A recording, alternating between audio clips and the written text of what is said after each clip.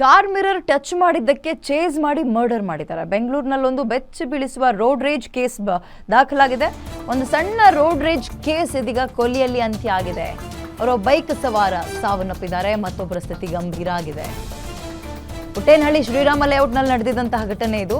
ಮೊದಲು ಕಾರಿಗೆ ಬಂದು ಮಿರರ್ ಟಚ್ ಮಾಡಿದ್ದಾರೆ ಬೈಕ್ ಸವಾರರು. ಉದ್ದೇಶಪೂರ್ವಕವಾಗಿಯೇ ಕಾರಿನ ಮಿರರ್ಗೆ ಡಿಕ್ಕಿ ಹೊಡೆದಿರುವ ಆರೋಪ ಇದೆ. ಅದೇ ಕೋಪಕ್ಕೆ 2 ಕಿಲೋಮೀಟರ್ವರೆಗೂ ಆತನನ್ನ ಚೇಸ್ ಮಾಡ್ಕೊಂಡು ಹೋಗಿ ಕಾರ್ನಿಂದ ಬೈಕಿಗೆ ಡಿಕ್ಕಿ ಹೊಡೆದಿದ್ದಾರೆ. ಡಿಕ್ಕಿ ರಭಸಕ್ಕೆ ರಸ್ತೆಗೆ ಇಬ್ಬರೂ ಬೈಕ್ ಸವಾರರು ಹಾರ್ಬಿದ್ದಿದ್ದಾರೆ. ಪರಿಣಾಮ ಒಬ್ಬರು ಚಿಕಿತ್ಸೆ ಫಲಿಸದೆ ಸಾವನ್ನಪ್ಪಿದ್ದಾರೆ. ದರ್ಶನ್ ಸಾವನ್ನಪ್ಪಿದ್ದಾರೆ. ಮತ್ತೊಬ್ಬಾತ ಬೈಕ್ ಸವಾರ ವರುಣ್, ಈತನ ಪರಿಸ್ಥಿತಿ ಗಂಭೀರ ಆಗಿದೆ. ಕೊಲೆ ಮಾಡಿದ ನಂತರ ಸ್ಥಳದಿಂದ ಆರೋಪಿಗಳು ಎಸ್ಕೇಪ್ ಆಗಿದ್ದಾರೆ. ಸದ್ಯ ಪುಟ್ಟೇನಹಳ್ಳಿ ಪೊಲೀಸರಿಂದ ಆರೋಪಿಗಳು ಅರೆಸ್ಟ್ ಆಗಿದ್ದು, ಆರೋಪಿಗಳಾದ ಮನೋಜ್ ಕುಮಾರ್ ಹಾಗೆ ಆರತಿ ಶರ್ಮಾ. ಆ ಹೆಣ್ಮಗಳಾದ್ರೂ ಕಾರೊಳಗಿದ್ದವಳು ನಮ್ಗೆ ಯಾಕೆ ಬೇಕ್ರಿ, ನಡೀರಿ ಹೋಗೋಣ ಅಂತ ಹೇಳ್ಬೇಕಿತ್ತಾನೆ. ಜಿದ್ದು ಸಾತ್ಸಕ್ಕೆ ಹೋಗಿದ್ದಾರೆ. ಸಾತ್ಸಕ್ಕೆ ಹೋಗಿ ಇದೀಗ ಒಂದು ಸಾವಾಗಿದೆ. ತಾಳ್ಮೆ ವಹಿಸಿದ್ರೆ ಆ ಕ್ಷಣದಲ್ಲಿ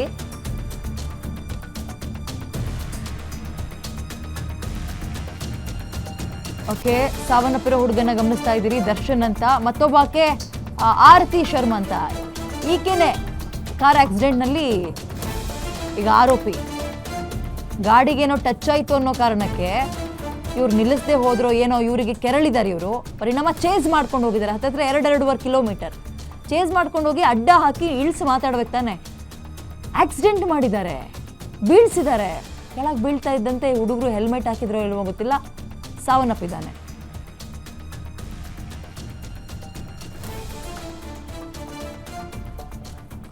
ಮೋರ್ ಡೀಟೇಲ್ಸ್ ನನ್ನ ಕಲೀಗ ಅಜಯ್ ನೀಡ್ತಾರೆ. ಅಜಯ್, ಒಂದು ಚಿಕ್ಕ ಕೇಸ್ ಸಾಲ್ವ್ ಮಾಡ್ಕೋಬಹುದಿತ್ತು, ಬಟ್ ಕೊಲೆಯಲ್ಲಿ ಅಂತ್ಯ ಆಗಿದೆ. ಯಾವಾಗ ಆಗಿದ್ದು, ಹೇಗಾಯಿತು, ಈಗ ಡೀಟೇಲ್ಸ್ ಏನಿದೆ ಇದಕ್ಕೆ ಸಂಬಂಧಪಟ್ಟಂತೆ?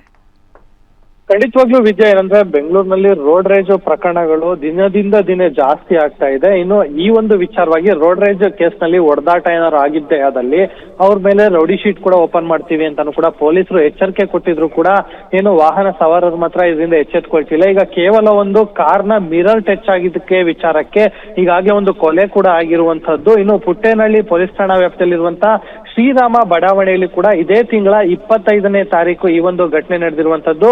ಅಂದ್ರೆ ಇಲ್ಲಿ ಮನೋಜ್ ಅಂತ ಏನಿದ್ದಾನೆ ಈ ಆರೋಪಿ, ಆಕೆ ಹೆಂಡತಿಯಾಗಿರುವಂತಹ ಆರತಿ ಜೊತೆ ಹೋಗ್ತಾ ಇರ್ತಾನೆ. ಆಗ ಹಿಂದೆಯಿಂದ ಬಂದಂತಹ ಆ ದರ್ಶನ್ ಅಂತ ಏನಿದ್ದಾನೆ ಆತ ಅವರ ಕಾರ್ನ ಮಿರರಿಗೆ ಟಚ್ ಮಾಡಿರ್ತಾನೆ, ಟಚ್ ಮಾಡ್ಕೊಂಡು ಹೋಗಿರ್ತಾನೆ. ಆಗ ಅದೇ ಕೋಪಕ್ಕೆ ಇಬ್ರು ಮಧ್ಯೆ ಮಾತಿನ ಚಕಮಕಿ ಕೂಡ ಆಗಿರುತ್ತೆ.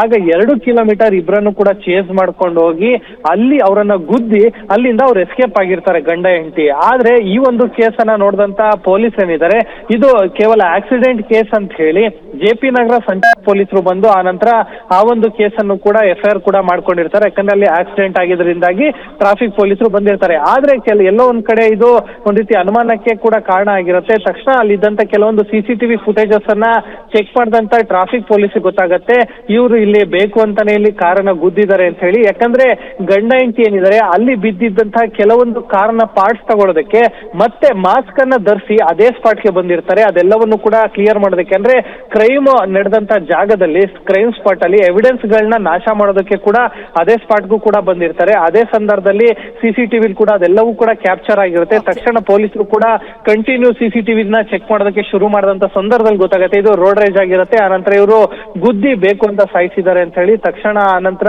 ಪುಟ್ಟೇನಹಳ್ಳಿ ಪೊಲೀಸರಿಗೂ ಕೂಡ ಈಗಾಗಲೇ ಮಾಹಿತಿಯನ್ನು ಕೂಡ ಕೊಡ್ತಾರೆ. ಪುಟ್ಟೇನಹಳ್ಳಿ ಪೊಲೀಸರು ಕೂಡ ಪರಿಶೀಲನೆ ಮಾಡಿ ಅವರನ್ನ ವಿಚಾರಣೆ ಮಾಡಿದಾಗ ಕರ್ಕೊಬಂದು ಆಗ ಅವ್ರು ಒಪ್ಕೊಂಡಿದ್ದಾರೆ, ಇಲ್ಲ ರೋಡ್ ರೇಜ್ ಆಯ್ತು, ಆ ನಂತರ ಈ ರೀತಿಯಾಗಿ ನಾವು ಬೇಕು ಅಂತ ಸಾಯಿಸಿದ್ವಿ ಅಂತ ಹೇಳಿದರೆ. ಹಾಗಾಗಿ ಅವರಿಬ್ಬರನ್ನು ಕೂಡ ಈಗಾಗಲೇ ಜೈಲಿಗೆ ಕೂಡ ಕಳಿಸುವಂತ ಕೆಲಸ ಕೂಡ ಈಗಾಗಲೇ ಪುಟ್ಟೇನಹಳ್ಳಿ ಪೊಲೀಸರು ಕೂಡ ಮಾಡಿದ್ದಾರೆ ಗಂಡ ಹೆಂಡತಿಯನ್ನ. ಇದು ಕೇವಲ ಒಂದು ಸಣ್ಣ ವಿಚಾರಕ್ಕೆ ಈ ರೀತಿಯಂತ ಕೊಲೆನೇ ಆಗಿದೆ ಅಂತಾನೆ ಹೇಳ್ಬೋದು ವಿದ್ಯಾ. ಧನ್ಯವಾದ ಡೀಟೇಲ್ಸ್ಗೆ ಅಜಯ್.